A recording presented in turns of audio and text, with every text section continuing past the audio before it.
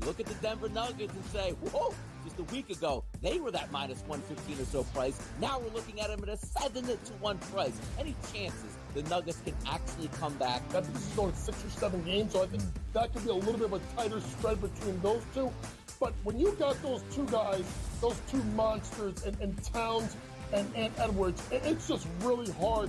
The Early Line, only on SportsGrid.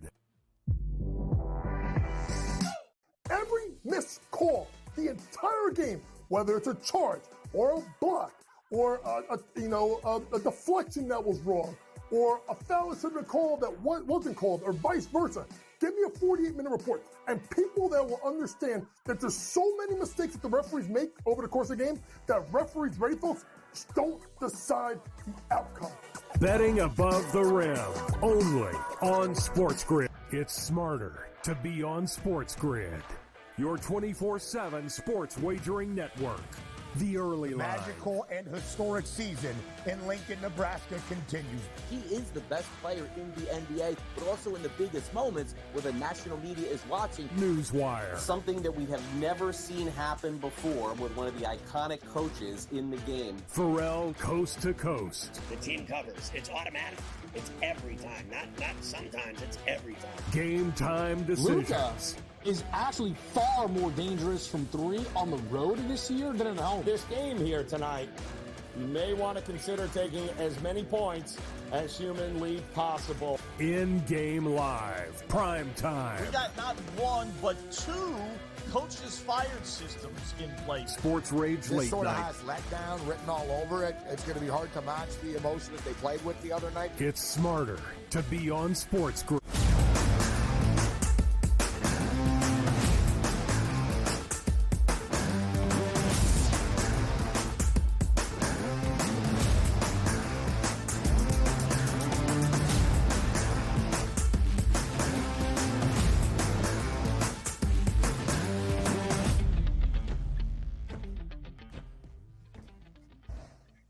Live right here into hour number 3 on the opening day of this new week. It is a Monday on the Early Line on SportsGrid, our third and final hour on this opening show of this new week. He is Donnie Rightside. I am Ben Stevens. We are here until 11 a.m. Eastern Time.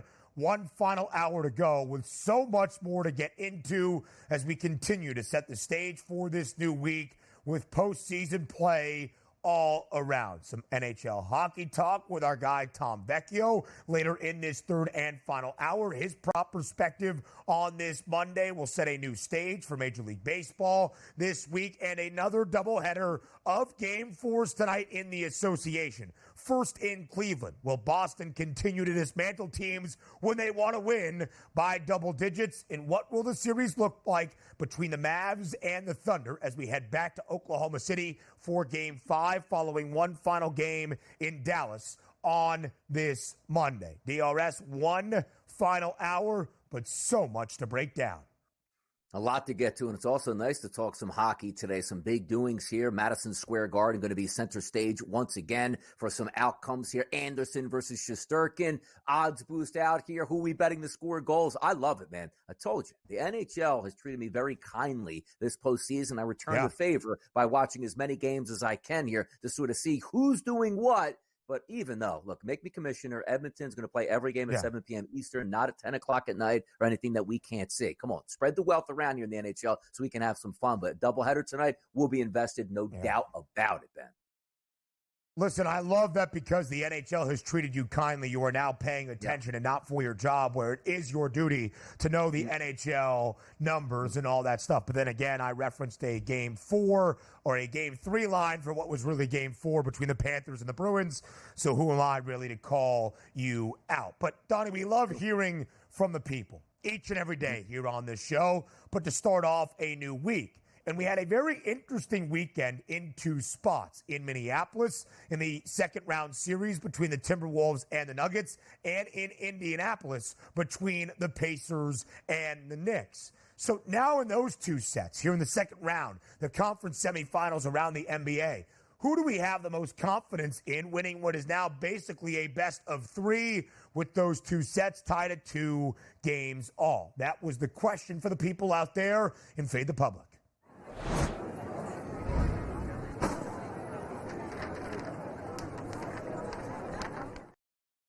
So similar scenarios, sure, and two series tied at 2 games apiece, but slightly different situations. Indiana wins both games on its home floor. In that series between the Knicks and the Pacers, both teams have won both games on their home floor. Completely opposite trend in the set between Denver and Minnesota. Both teams on the road have won both games away from home floor advantage. So which team is the best bet to win their second round series? The Pacers, the series favorites. The Nuggets, once again, as the reigning NBA champs, the series favorites. And I think because of that postseason pedigree, with what Denver did in both games in Minneapolis over the weekend, the Nuggets have that public love and attention, winning this Fade the Public poll with 37% of the vote. Yeah, and also you take a look at these 4 options here, and it's also what have you done for me lately? Most people were out on the Nuggets after they were down 0-2 in their series. Now that's 2-2, and people are back in at 37%. You take a look here at the New York Knicks, who opened up their series lead at 2-0. Now it's still 2-2 at this point, but still the majority of the public looks like they're backing the Knicks over the Pacers. I actually went with the Pacers at 19.8% of the votes here as my confidence in the best bet to win, because the Nuggets and the Timberwolves, may the best man win in that one, because that is a phenomenal matchup over the final 3 games. Would love to see that go 7, and the best team certainly will move on. But I look at the Pacers and the Knicks. It's almost like you look at this game and say, well, we knew the Pacers were a decent basketball game coming in, and they should have probably won one of those games in Madison Square Garden in games 1 or 2. But games 3 and 4 have really showed like the Knicks are losing players by the day, and their best player is banged up with a foot injury. Now, who knows how much that came into games 3 and 4? We'll never know that until the offseason. But if I look at the way this trajectory of this series is heading, unless we're just getting miracle performances out of Brunson, I don't know if they can win this series against a healthy, active Pacers team. So I went with the Pacers here. Listen, they've needed miracle performances out of Jalen Brunson. They will continue to need just that if they are going to win 2 of the final 3 games of this series and reach the Eastern Conference Finals for the first time since the year 2000, nearly 25 years ago. Here's the reason why I voted for the New York Knicks. And Donnie, I think the point that you just made is incredibly sound. I don't know who is going to win the series between Denver and Minnesota. It feels much more like a toss-up than this one between Indiana and New York. And what I mean by that is I think you could make an argument for both the Knicks and the Pacers, and I would hear both out. Arguments to be made, of course, in the debate between the Nuggets and the T-Wolves, but I'm not really sure the arguments hold weight. All right, Denver, NBA championship pedigree, back at home in a best of 3, 2 of those games potentially at altitude. Yeah, but Minnesota has won both games in Denver. The Timberwolves as an underdog 4 times, and all 4 of their road games so far in the postseason have won outright. Okay, Denver needs just 1 win on its home floor if they can win Game 6 as they had in Games 3 and 4 against the T-Wolves. But the Timberwolves are going to give them a test each and every way. I think it is a true toss-up, despite Denver having better odds to win this series outright over Minnesota than Indiana over New York. Here's why I voted for the Knicks. It's a simple odds study, really, when you look at the numbers. Whether you agree with the prices or not, there is the expected outcome from the odds makers at the FanDuel Sportsbook. The New York Knicks are a 2.5-point favorite for game number 5, and yet are a series underdog against Indiana. Plus 108 for the Knickerbockers, minus 132 for the Pacers. Again, New York is a 2.5-point favorite for game number 5. Maybe the number is incorrect. Indiana could easily walk into Madison Square Garden and steal game 5 as an underdog. Maybe there will be a further update in the next 24 hours that drastically shifts that number. OG Anunoby's availability. I would expect Jalen Brunson to play, but Jalen Brunson's availability as well, and what his injury designation turns out to be.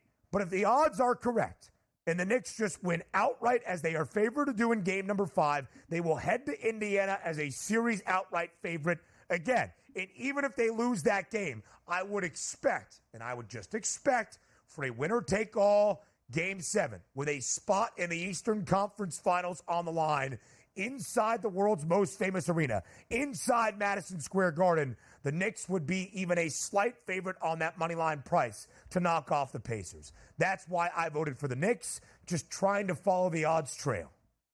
Yeah, and I sort of agree with the sentiment here of what we're getting at. But if we do take a look at these two series that we're looking at, Nuggets, Timberwolves, Pacers, Knicks, you say to yourself, okay, if the Nuggets probably have a little bit more, taller mountain to climb, even though now they're best of 3 on their home court. Let's go back when they were down 0-2. There weren't any devastating injuries for the Nuggets and or the Timberwolves heading in. And quite frankly, Rudy Gobert missed game number 2, and still on their home court, the Denver Nuggets weren't able to win that basketball game. That's an even push over the final 3 games. Going to be great to watch. But even as the Pacers and the Knicks lined up, same way I thought about the Sixers series was, look, you can't get down 0-2. Like, just coming back from that is damn near impossible against a quality basketball team. But the Knicks also are on a different stage where they're losing players left and right here, just trying to hang on with injuries where the Pacers aren't. So as we take a look at that Nuggets T-Wolves series, full go versus full go, we don't have that now. So even though that you did see that 2-0 series lead by the Knicks, the war of attrition is really getting the best of the New York Knicks. We'll find out what they have on their home court here, because if they lose game number 5, we're never making it back to a game 7 in Madison Square Garden. So kitchen sink for the Knicks at this point, hoping they can win that next game in Madison Square Garden. I think that's a very fair point. If the Knicks lose this game and they lose 3 straight, to head back to Indianapolis to try to win one on the road would be difficult. They did lose game 5 against Philly at home to only clinch the series in a 6th game in Philadelphia. Today's Major League Baseball slate, nearly a full one, up next.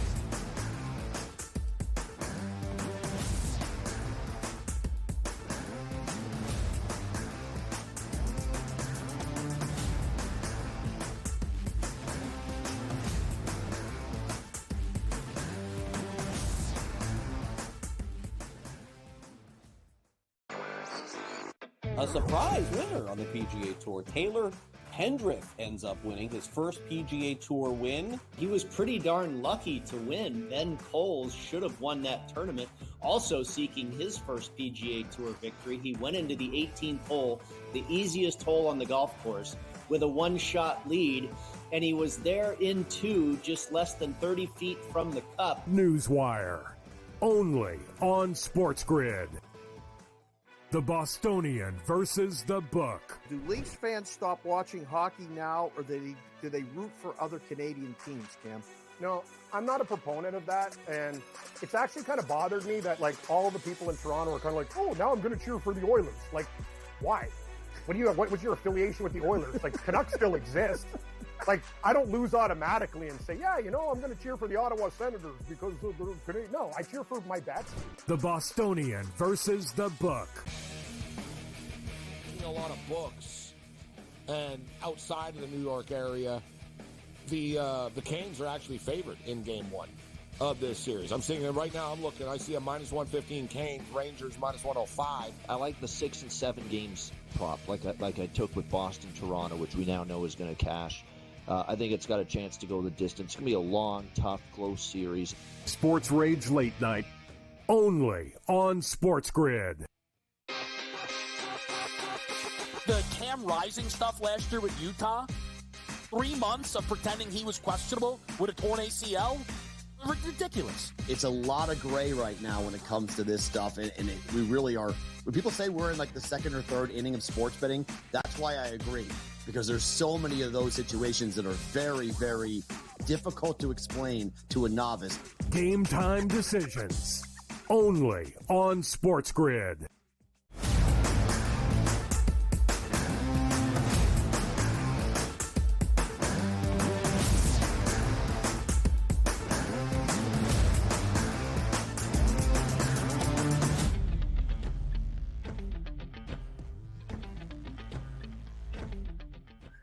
Nearly, and I mean nearly, a full slate of Major League Baseball on this Monday to start off a new week. We have 14 games. That's 28 teams, which means 2 get the day off. That's the Yankees and the Twins, about to start their midweek series tomorrow. But a big slate then, of course, on this Monday. We start with a divisional duel in Baltimore between the Orioles and the Blue Jays. Jose Berrios on one side gets the nod for Toronto, the ace for the O's on the other. That's Corbin Burns, as the Orioles are booked as a minus 178 home money line favorite inside Camden Yards. Total at 7.5 that features this good pitching performance. What do you like today in Baltimore?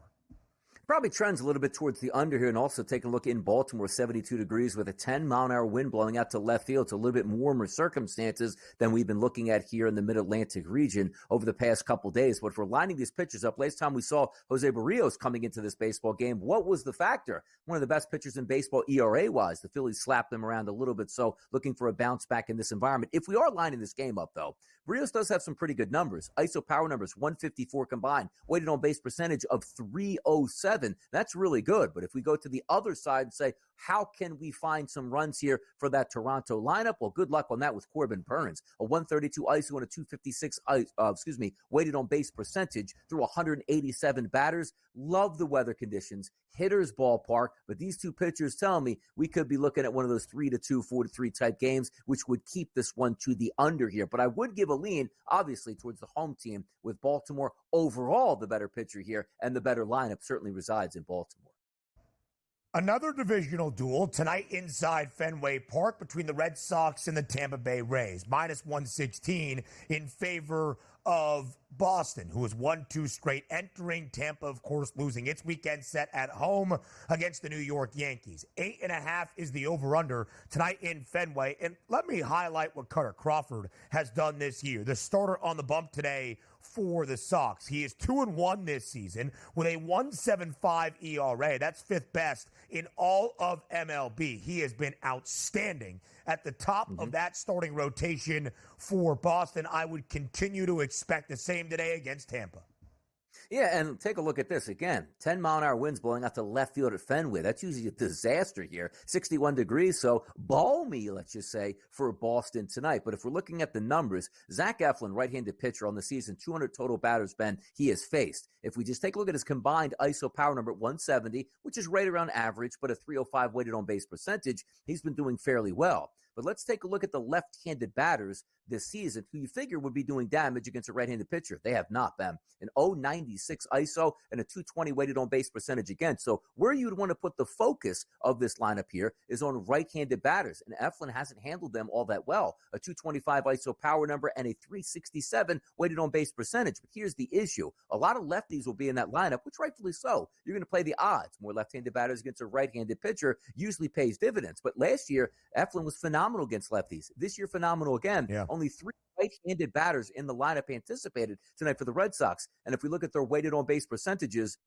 against right-handed pitchers, Ben, take a look at this. Tyler O'Neill, 242. Vaughn Grissom, 105.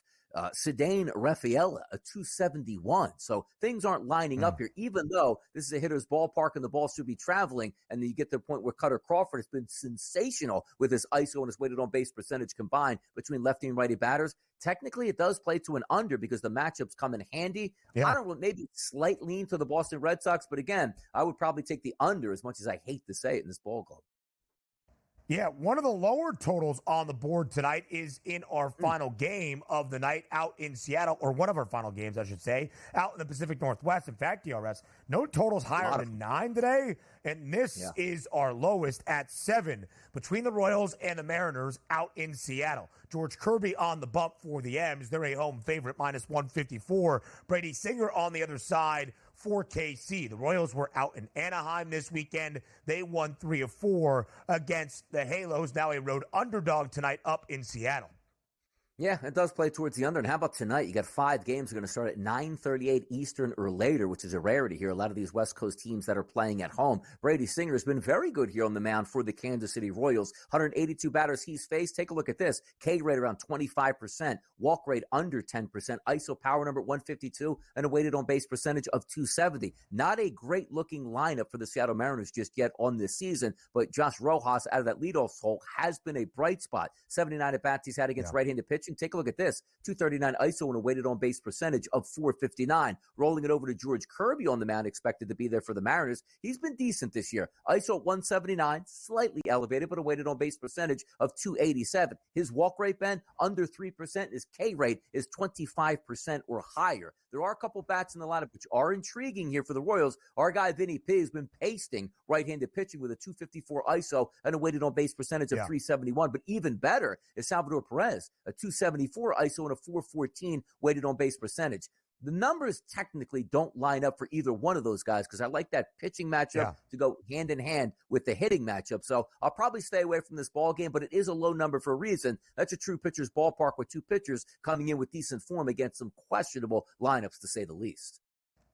Selvey has the best price to record in RBI tonight at plus 150. Our guy, Vinny P, Vinny Pasquantino, the Pasquatch after a day off yesterday on a Sunday in Anaheim, plus 165 to record a ribby. An uncharacteristically poor weekend for both the Rangers and the Guardians, playing two of the worst teams in Major League Baseball. Texas got swept by the Rockies. The Guardians lost 3 of 4 against the White Sox. It's a virtual pick'em today. Minus 112 moneyline price for Texas as they are at home in Arlington. Virtual pick'em. Who gets a dub?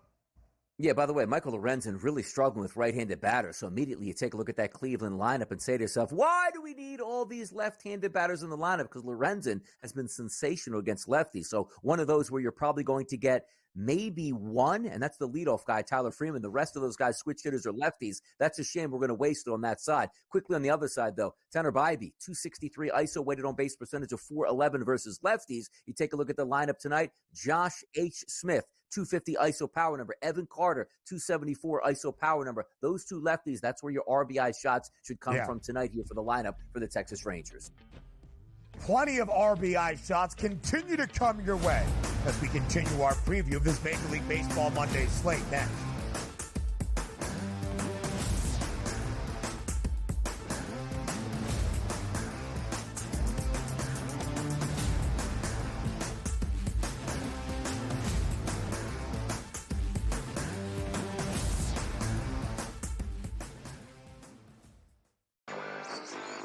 A surprise winner on the PGA Tour. Taylor Pendrith ends up winning his first PGA Tour win. He was pretty darn lucky to win. Ben Coles should have won that tournament.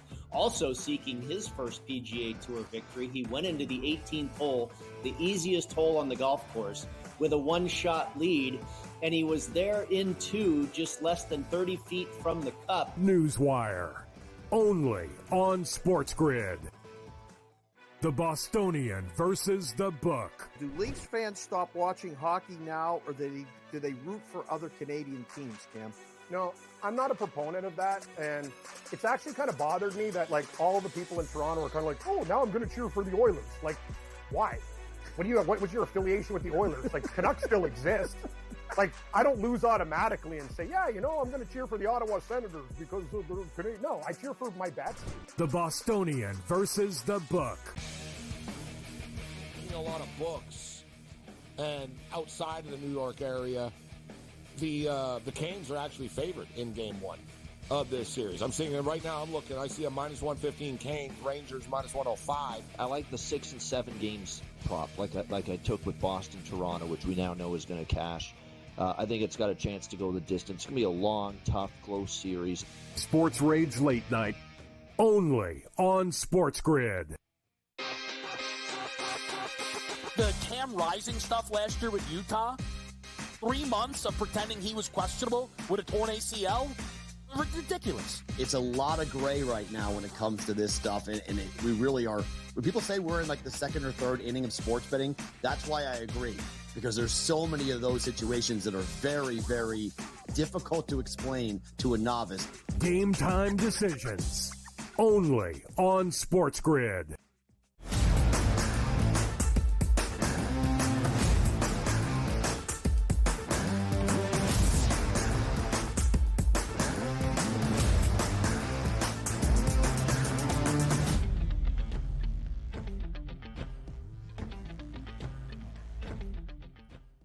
Tonight in Atlanta, it's another outing for Shota Imanaga starting for the Chicago Cubs as the Cubbies head to the ATL as an underdog to start off this midweek set against the Braves. Again, Shota Imanaga on the bump when he has started a game for Chicago. They have not lost so far this year, and yet Atlanta nearly $1.50 favorite, minus 146 in favor of the Braves, who have often been booked as a favorite this year. Over under 7.5. DRS, how do you line this one up in the ATL? It's not who do you love, but it's who do you trust tonight in this game. Why? Because take a look at Imanaga, the left-handed pitcher on the mound here for the Cubs. My goodness, man. Yeah. An 0.71 ISO and a weighted on base percentage of 210 against 160 batters. Walk percentage, he's faced 42 lefties, Ben, hasn't given up a free pass here. You take a look at his K percentage, which is even, 26% to lefties, 27% to right-handed batters. But also, you look at that Braves lineup against left-handed pitching this season, it's been really good. But I preface this by saying it. In Atlanta tonight, only 64 degrees. Rain is in the forecast. Double-digit winds blowing in. So that might help Imanaga here on the mound. Typically like Wrigley, where do you want the wind blowing in? Obviously blowing in as opposed to blowing out. But let's look at that Braves lineup here, 1 through 6 with their weighted on base percentages against left-handed pitching in 2024. 399, 368, 529, 323, 419, and 771. That's 771, by the way, is Travis d'Arnaud, who's absolutely exploding the baseball against left-handed pitching. So that's why I say, who do you trust here? Is it that Braves lineup, or are you going to take a look at that first time through against Imanaga and give him the benefit of the doubt going up against the Braves? Let's flip it over to the other side. Ronaldo Lopez. I've talked about this guy multiple times already this season. One of my favorite fade pitchers because he typically gives up fly ball after fly ball after fly ball. He's been quality this year for the Atlanta Braves. A 110 ISO and a weighted on base percentage of 271. However, who do you trust in the lineup here for the Cubs? Look at the first three batters, Tauchman, Suzuki, and Bellinger. Weighted on base percentages, 370, 609, and 470 against right-handed pitching. Something has to give, but again, two of these lineups here who I like, quite frankly, going up against these pitchers with the wind blowing in cooler conditions, probably does play to an under. It really does.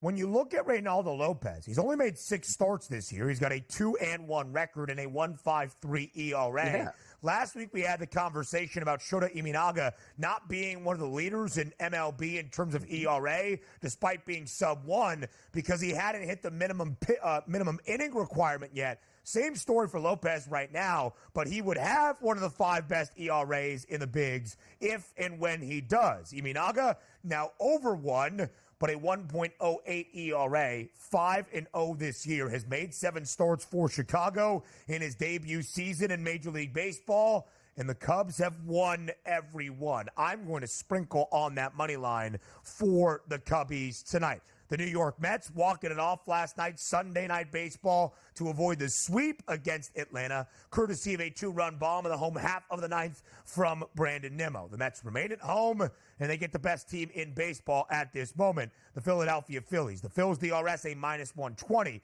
road moneyline favorite at Citi Field in Flushing today.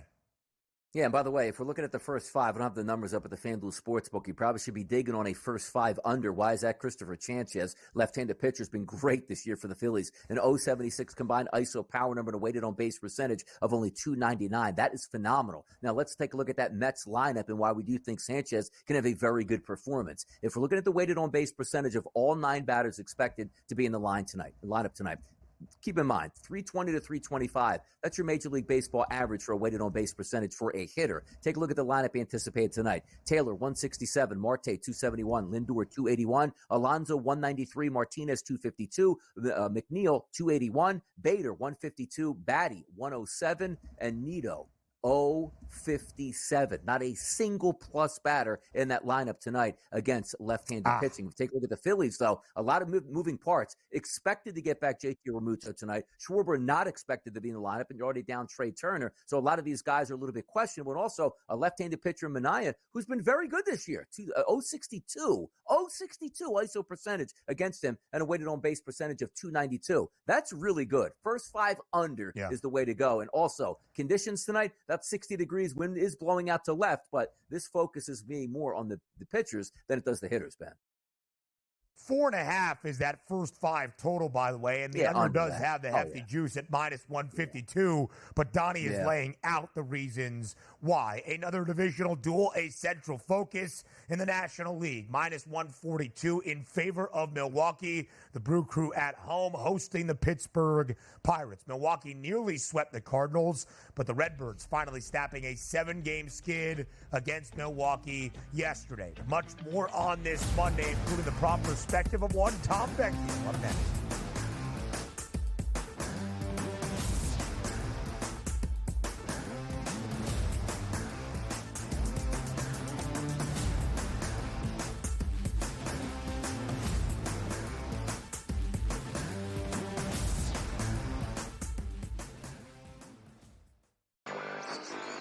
A surprise winner on the PGA Tour. Taylor Pendrith ends up winning his first PGA Tour win. He was pretty darn lucky to win. Ben Coles should have won that tournament. Also seeking his first PGA Tour victory, he went into the 18th hole, the easiest hole on the golf course, with a one-shot lead, and he was there in 2, just less than 30 feet from the cup. Newswire, only on SportsGrid.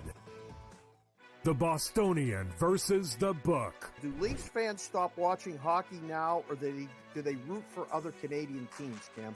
No, I'm not a proponent of that, and it's actually kind of bothered me that, like, all the people in Toronto are kind of like, oh, now I'm going to cheer for the Oilers. Like, why? What's your affiliation with the Oilers? Like, Canucks still exist. Like, I don't lose automatically and say, yeah, I'm going to cheer for the Ottawa Senators because of the Canadian. No, I cheer for my bats. The Bostonian versus the Book. A lot of books, and outside of the New York area, the Canes are actually favored in Game 1 of this series. I'm seeing it right now. I'm looking. I see a minus 115 Canes, Rangers minus 105. I like the 6 and 7 games prop, like I took with Boston, Toronto, which we now know is going to cash. I think it's got a chance to go the distance. It's going to be a long, tough, close series. Sports Rage Late Night, only on SportsGrid. The Cam Rising stuff last year with Utah, 3 months of pretending he was questionable with a torn ACL, ridiculous. It's a lot of gray right now when it comes to this stuff, and we really are. When people say we're in like the second or third inning of sports betting, that's why I agree, because there's so many of those situations that are very, very difficult to explain to a novice. Game time decisions, only on SportsGrid.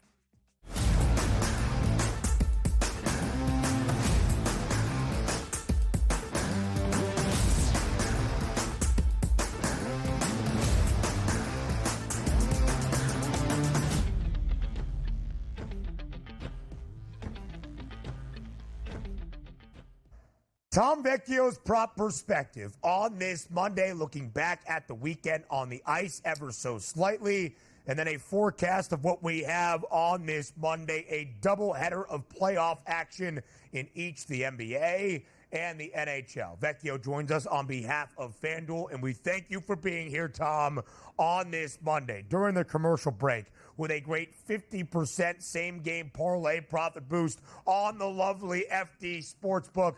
Vecchio was giving Donnie and I already some shot props for the Rangers and the Canes. It's Game 5 tonight inside Madison Square Garden. We will get to all that, but we make the point, Vecchio, to let the people know you are off and firing bright and early on this Monday morning.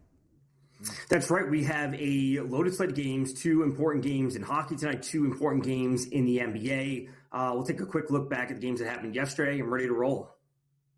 Yeah, we will look back at yesterday, Vecchio, and we start in Edmonton. This series, from the odds perspective, was supposed to be a relative cakewalk for the Oilers against the Vancouver Canucks, with the 2 remaining Canadian teams in the NHL's Final 8. It has been anything but easy for Edmonton, or yesterday in game number 3 in Edmonton. Vancouver steals the 3rd game of this series 4-3 over the Oilers yesterday, as the Canucks take a 2-1 series advantage over the Oilers. Vecchio, what has stood out to you most about what the Canucks have done here in this second round set?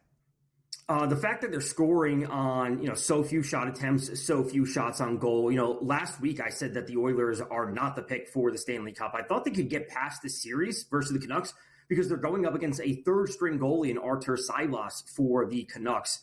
They should be able to get past this given the top-end talent that they have on offense, but they are simply not putting it together. Stuart Skinner has not been the answer in net for them. So, I didn't expect them to get past the Stars if they made it to the conference finals. I think the Stars are clearly the superior team, but the fact that they're struggling so much, shows that they need to change things on defense and in goaltending coming into next season. Tide is turning here in the early game yesterday, which saw the Panthers a 3-2 victory over the Bruins, making that a 3-1 series lead for the Florida Panthers. Bobrovsky only needed 16 saves to get this win. Brad Marchand did not play due to what we're thinking is a concussion here. So I don't know if he's going to come back later in the series, but that's a big win by the Panthers, now up in the series 3-1, Tom. Yeah, last night's game had a few questionable calls, and you could say that's part of the reason the Bruins lost, but ultimately the Bruins got outshot nearly 2-1. The Panthers outshot them at 5v5. The Bruins were sloppy on defense in terms of taking undisciplined penalties. So while the calls weren't great overall, the Bruins still didn't play well. They got outshot, they got outchanced. The high danger chances were in favor of the Panthers, and they took too many penalties. So the Bruins have to tighten things up. And I got to say, a lot of things have gone wrong for the Bruins in this series, one of which is not Jeremy Swayman. He has been fantastic, and he's the reason that they're not getting swept, and for the reason that they got to 7 games and won that final game against the Leafs. So they need to change things up front, and they have to step up the offense if they want to extend the series. The Bees went to Sunrise, won game 1, 5-1. From that point, it has been all Florida. Games 2 and 3 were blowouts in favor of the Panthers yesterday, competitive and maybe even controversial inside TD Garden. Regardless, it leads to a 3-1 series advantage for Florida. So let's get to the games that we have tonight. It is game number 5 inside Madison Square Garden. The Canes victorious on Saturday at home in Raleigh to extend this series to a 5th game. New York can clinch the series back at home on home ice inside MSG. But Vecchio, look at the money line. It's -110 for New York. It's -110 on the other side for Carolina. Total tonight is 5.5. What do you expect in a potential series clincher tonight for the Rangers inside the Garden? Well, I'm expecting the under. I think the 5.5 line is fine. Personally, I like shopping around and trying to find a 6, and I'm willing to go to -140 on the alt under 6 just to play a little bit safe. The game could be 3-2, get an empty net goal at the end. So I like alt under 6s, especially in the playoffs when we step 5.5 number. We're still going to see the Canes do their thing in offense, which is fire the puck a ton, take a ton of shot attempts. We've seen through some of the advanced metrics throughout the series, they're taking a ton of shot attempts. None of them are super high quality. So it's probably going to be a lot of saves for Shesterkin, but the shots are going to be coming far out. A 2-1 final, a 3-1 final with an empty net wouldn't surprise me on either side. The Rangers have been super solid on home ice. I think they have a slight edge in this game, but it's probably a coin flip when it's all said and done. Second game tonight, we're going to take a look at Dallas and Colorado, live from Colorado. I do see here, let me just take a look at these updated prices. A -140 price now on Colorado to win this game, and a total at 6.5, a goal higher than the game we just previewed between Carolina and New York. Dallas and Colorado tonight, what do we see? We're going to probably see what we saw, I'm going to say halfway in between the last game, which was a lack of scoring, then an empty net, and then something we saw in the first few games, which was too much scoring. So it's probably somewhere balanced. I don't expect the Avs to be held to just one goal. It's probably going to be a 3-2, maybe 4-2 final. I would lean on the under, although looking for a live under if we see some scoring out early. I'm going to say the Avs come away with this win, but it's going to be super close, though. And I'm going to still lean on some of the Stars players, as I've been talking about the Stars the entire time. Tyler Seguin, over 2.5 shots on goal at +116. He's been over this mark in 9 of 10 games in the playoffs. And this prop is still at 2.5, and we're still getting plus money. He's on the third forward line, but he's on the second power play unit. I love the role that he's seeing. I'll continue to look to Tyler Seguin at that plus money, hitting it at a 90% clip right now.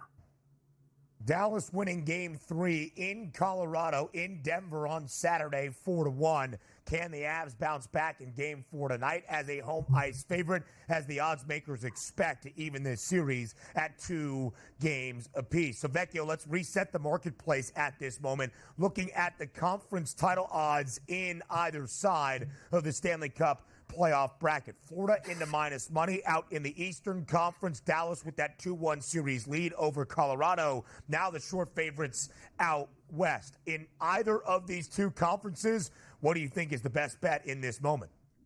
The best bet might be to just simply fade the Oilers at all costs. And, frankly, you just want to take a shot on Colorado just to tie up the series tonight. You get them at that super long price. Like, they have the experience to get it done. Like, we know what they can do. It just comes down to how good they're going to be on defense and goaltending. I will say you can look for some direct outcomes for the next round. You can say Panthers over the Rangers at plus 115 or Rangers over the Panthers at plus 145. So you get a little bit longer odds if you're willing to go there. You assume that they both advance, whatever it might be. So that's probably where I'll be looking, direct outcomes rather than just one team. Let's take a look at the association tonight. Game number 1, 7 p.m. Boston Celtics and the Cleveland Cavaliers. This game was as high as -9 early this morning on the FanDuel Sportsbook. Now we're back to -8. Still a heavy favorite for the Celtics and a total listed at 207.5. Did the Cavaliers get back into the series and even it up, or the Celtics another away victory in the cards for them? I think the Celtics win. I think the Cavs cover, though. I think we're also going to be seeing the under hit. A lot of close games tonight. Too much scoring from Tatum in the previous game. He was great. Nothing taken away from him. He's obviously been fantastic. But my favorite prop is going to be Tatum under 30.5 points plus rebounds combined. Over the first series where the Heat is obviously a little bit different than this one, but it's almost as if he doesn't have to do a whole lot because we're seeing great performances from everyone else.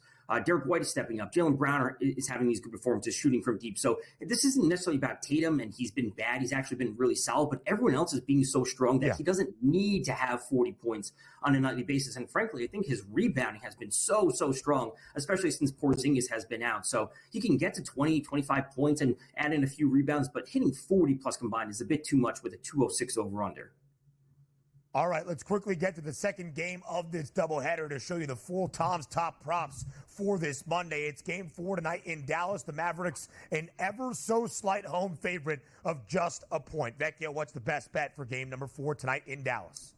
That's going to Jalen Williams under 20.5 points. It's sitting at -154, so there's a good amount of juice on it. I'm just not expecting this to be a super high back and forth game. He's a good shooter. I like his combined rebounding plus assist prop more. You could certainly be going there. He's not a high volume 3-point shooter. So really you'd expect him to be super efficient when we know SGA, we know Holmgren shouldn't be some of the primary shot takers for them. I just don't expect them to have a huge game. And then Yordan Alvarez, 2+ total bases, sitting at -105.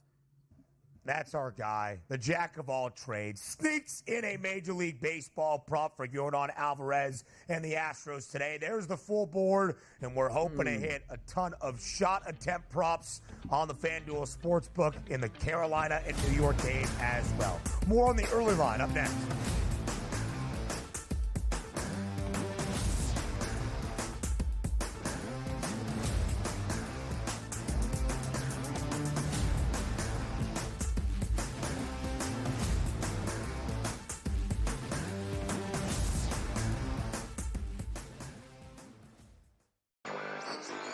A surprise winner on the PGA Tour. Taylor Hendrick ends up winning his first PGA Tour win. He was pretty darn lucky to win. Ben Coles should have won that tournament.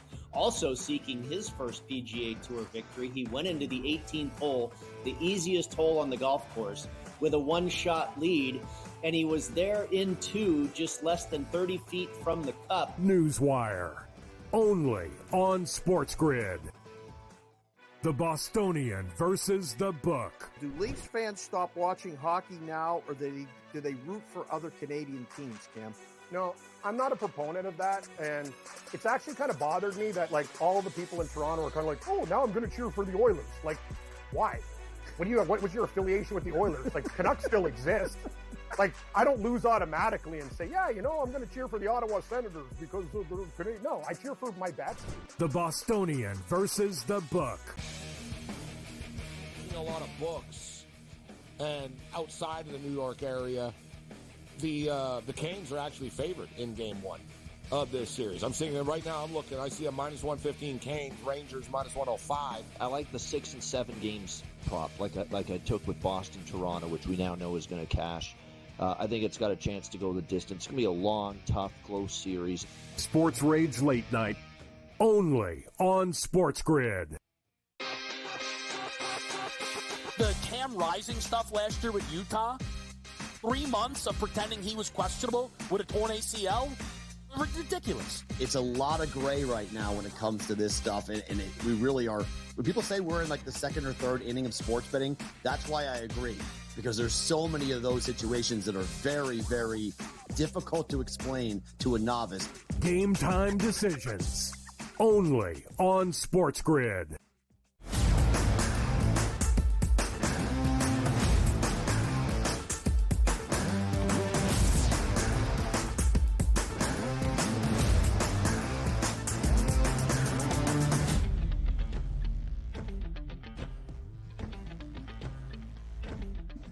Let's continue the preview of the doubleheader tonight in the NBA postseason. And it's a good thing here on the early line. You have the two premier NBA handicappers on this SportsGrid network at hand. It's Donnie Rightside and myself, Ben Stevens. We start with the first game of two, a doubleheader of Game 4 action tonight on this Monday in the NBA postseason in Cleveland. As Donnie said with Tom Vecchio just a few moments ago, a little bit of shifting in the odds for this fourth game of the conference semifinal series tonight in the land. Boston was as high as a 9-point favorite for game number 4, dropping by a full point. Now just 8 points, still a pretty hefty road favorite tonight in the land. Total was 207 and a hook, down to 207. That is the lowest number so far in this series. 211 was the over-under for game number 3, and it stayed well under on Saturday night. Donnie, we have said this before.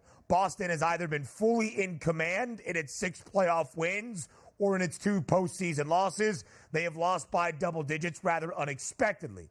What do you expect for game number 4 tonight in Cleveland?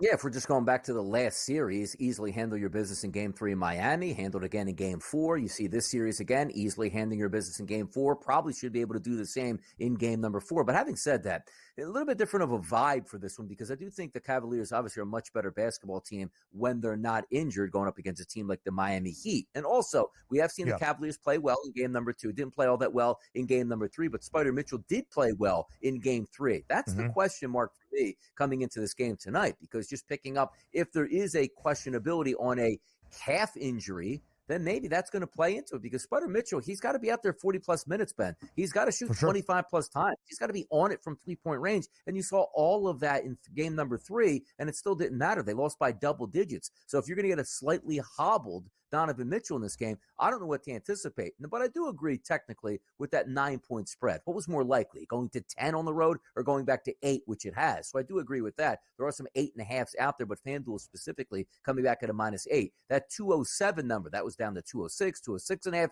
208.5, now back to 207. That's bouncing around as well. And typically for myself, in these bigger games, you probably would look more towards the under than the over. And as I always say, early in the series, I usually like to bet overs as opposed to unders, but that starts to flip over now because these games get more serious where you don't want to go down 3-1 if you're Cleveland, and certainly you don't have the Boston Celtics in a tie going back to game number 5 in Boston as well. So for me, I think the Celtics are the better team. Do I want to bet that total at 8? Not necessarily. The under at 207 probably makes more sense to me, but looking at those points props here, we have to wait this afternoon to maybe get a little bit more information, because as I started to talk off at the beginning of the show is, you take a look at Donovan Mitchell. Well, I would have loved him to go over the 30 points tonight. But it'd be one of those like, oh, my God, he got hurt in the third quarter. He's out because of that calf injury. Well, didn't you see that coming? So that's a little bit more of a tough wager for me tonight. But I would lean to under 207. I think that makes sense. Listen, it's difficult here, even with this game tipping at 7 p.m. Eastern time tonight in the land, to fully know the status of Donovan Mitchell as we approach game warm-ups tonight and shoot around. But he does have the highest points prop available at 30.5. Spida has scored at least 29 in 6 straight games for Cleveland. It doesn't always mean they win or even cover, but if you think Cleveland does keep this even close, let's say double digits or less, and they still might not even cover if Boston wins by 10, Donovan Mitchell is going to be the main reason why. A couple of areas, however, if you believe the Cavs have a puncher's chance tonight.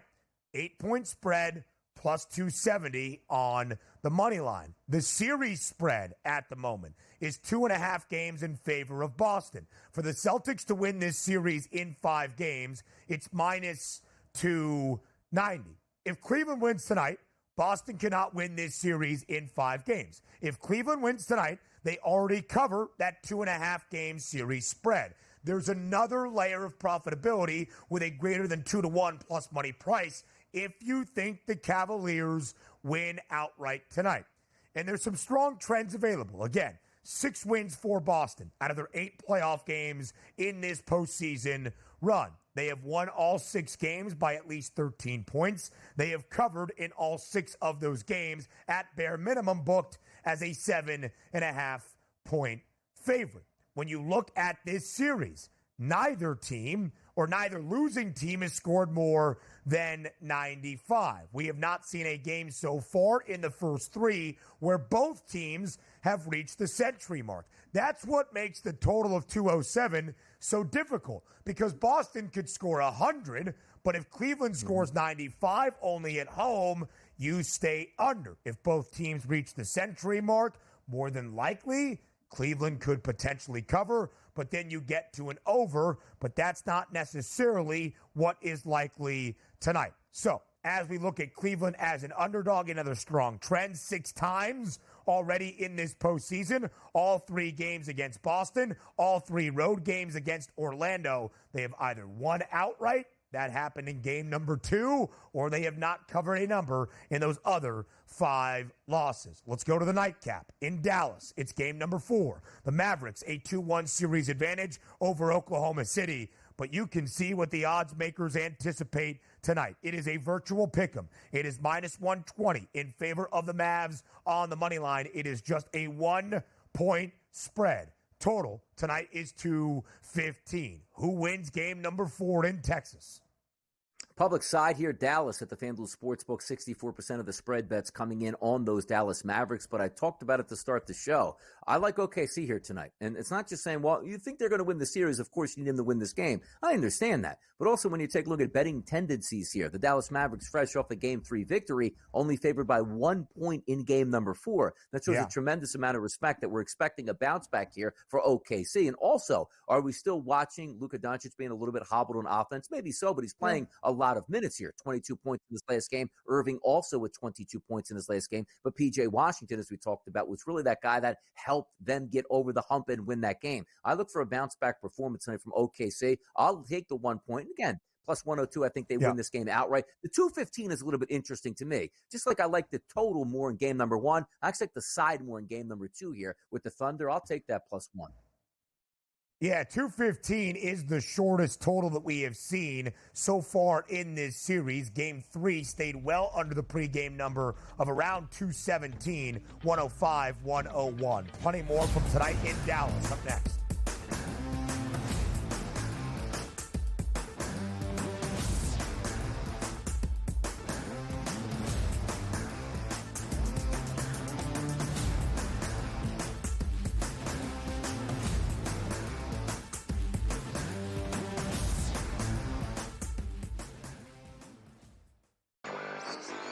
A surprise winner on the PGA Tour. Taylor Pendrith ends up winning his first PGA Tour win. He was pretty darn lucky to win. Ben Coles should have won that tournament, also seeking his first PGA Tour victory. He went into the 18th hole, the easiest hole on the golf course, with a 1-shot lead, and he was there in 2, just less than 30 feet from the cup. Newswire, only on SportsGrid. The Bostonian versus the Book. Do Leafs fans stop watching hockey now, or do they root for other Canadian teams, Cam? No, I'm not a proponent of that, and it's actually kind of bothered me that, like, all the people in Toronto are kind of like, oh, now I'm going to cheer for the Oilers. Like, why? What's your affiliation with the Oilers? Like, Canucks still exist.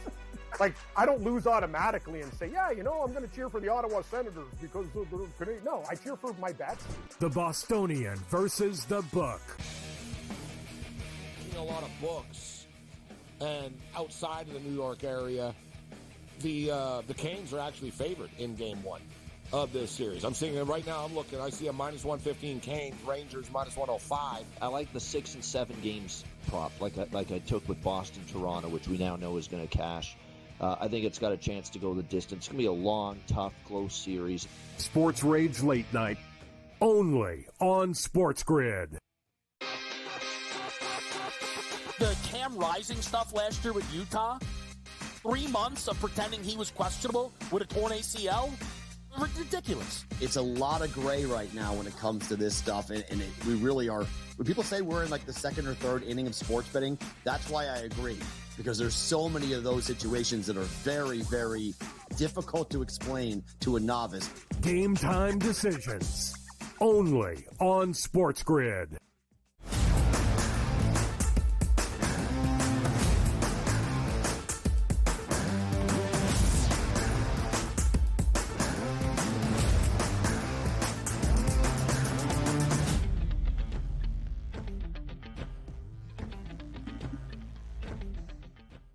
OKC and Dallas. Tonight in Dallas, it's the Mavericks and the Thunder. The Mavs have won 2 straight games after Oklahoma City opened up this series with a 20-plus point rout in game number 1. But Donnie's a true believer in Oklahoma City, as am I. And I don't think either DRS or myself is scared for game number 4 tonight. It's a 1-point spread in favor of the Mavs, just 22 cents of difference on that money line number. Again, OKC, an underdog in this series outright at the moment, plus 176. If they even up the series tonight at 2 games apiece, returning to their home floor in Oklahoma City, they are going to flip as a pretty hefty series outright favorite. If you believe that Oklahoma City can win outright tonight, and it's just a point spread. A couple of the players that will impact the outcome of tonight's game number 4. Of course, when you look at Shai Gilgeous-Alexander, a familiar points prop, 30 and a half, a number that he barely, and I believe barely, went over in game number 3. Yes, he had 31 points, 10 rebounds, and 6 dimes. When you look elsewhere for Dallas, of course, Luka Doncic and Kyrie Irving are going to be the first starting point, but P.J. Washington, that points prop now up to 15 and a hook. Washington is coming off back-to-back games, Donnie, of 27 points, making at least 5 threes for the Mavs. His 3-point prop tonight, only 2.5 in the over, even money.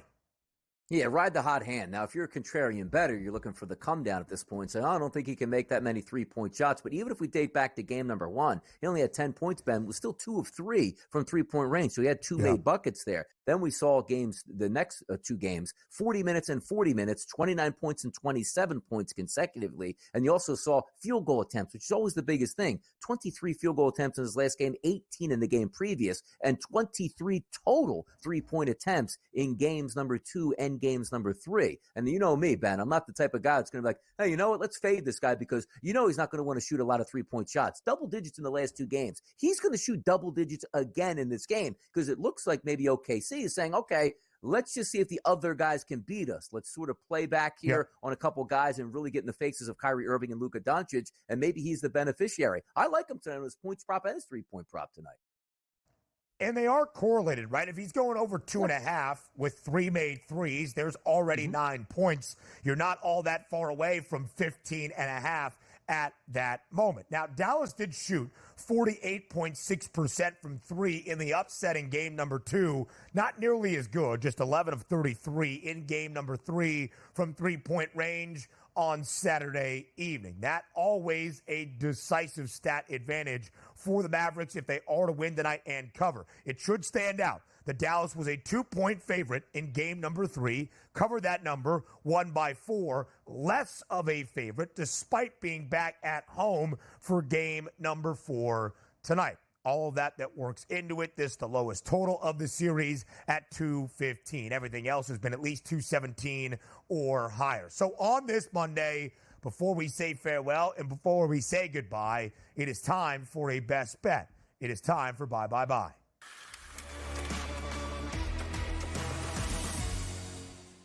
Plenty to choose from on this Monday. What gets Donnie Right Side's attention?